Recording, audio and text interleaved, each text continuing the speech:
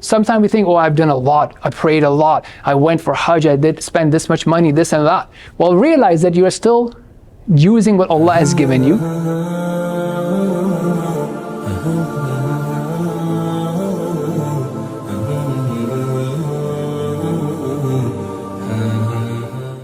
ليس عليكم جناح أن تبتغوا فضلا من ربكم فإذا أفضتم من عرفات فاذكروا الله عند المشعر الحرام واذكروه كما هداكم وإن كنتم من قبله لمن الضالين ثم أفيضوا من حيث أفاض الناس واستغفروا الله إن الله غفور رحيم فإذا قضيتم مناسككم فاذكروا الله كذكركم آباءكم أو أشد ذكرا فمن الناس من يقول ربنا آتنا في الدنيا وما له في الآخرة من خلاق ومنهم من يقول ربنا آتنا في الدنيا حسنة وفي الآخرة حسنة وقنا عذاب النار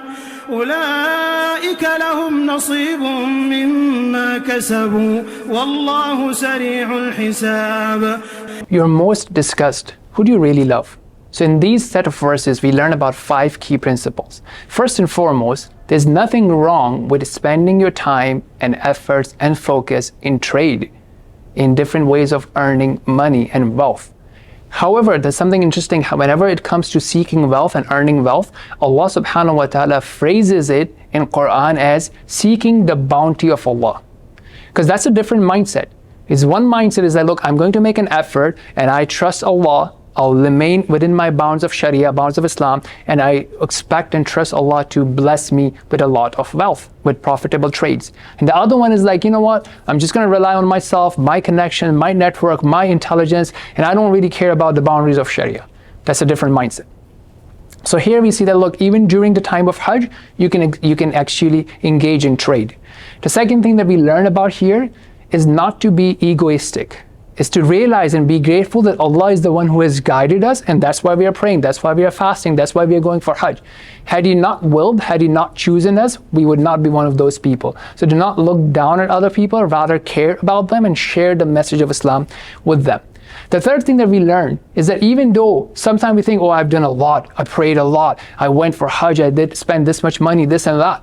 Well, realize that you are still using what Allah has given you. You're coming short. So don't be arrogant and be sincere and realize your shortcomings. But at the same time, don't be disheartened. Rather, have that balance and seek forgiveness from Allah subhanahu wa ta'ala for your shortcomings and making dua for further goodness and further righteousness. We also learn from here is your top concern. Who do you talk about most? Who do you think about most? Who do you view most? Here Allah is telling us that just like how we talk about celebrities and our parents and our army and our this and that, rather be focused and talk and share who is Allah. Think about who is Allah by sharing it privately, within yourself, by yourself, in your family, in your friend circle, and so on and so forth. And lastly, what is your top concern? When you're making dua, are you only being transactional with Allah, that I'm praying, oh Allah, so give me health, give me wealth, and if you don't get it, then you become disheartened that I'm praying, I'm doing good, but how come I'm not receiving these things? Or are you balanced and you want both, and you want akhirah more than the dunya? So there are 2 du'as that are mentioned here. So let's learn from the better du'a, which asks for the goodness of this world, the blessings of this world, and the blessings of the hereafter, the goodness of the hereafter, and protection from hellfire. May Allah give us these. Ameen.